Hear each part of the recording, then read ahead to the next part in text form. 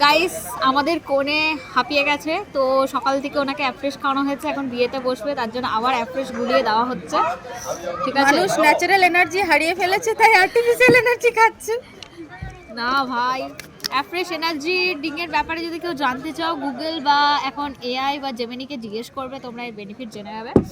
তো আমাদের কোণে খুবই এনার্জি পেয়ে গেছে, তো এখন আমি গুলিয়ে এবার কোণেকে আমি দিতে যাবো। চল চলো, কি করবি? চল নরসিনের সাথে দেখা করে আসি। ও আসবে? হ্যাঁ কোণেকে অ্যাফ্রেশ দিচ্ছি এখন।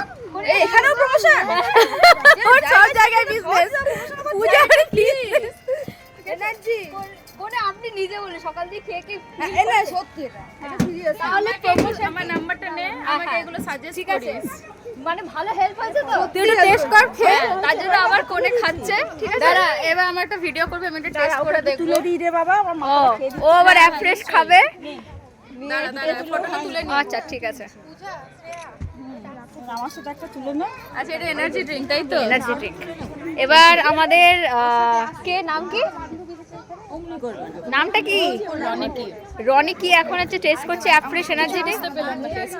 টেস্ট কিছু বোঝা যায় না, এটা এরকম জল জল লাগে, কিন্তু যখন যাবে আধা ঘন্টা পর মন নয়, এটা এমনি গন্ধ শুনতে হবে না।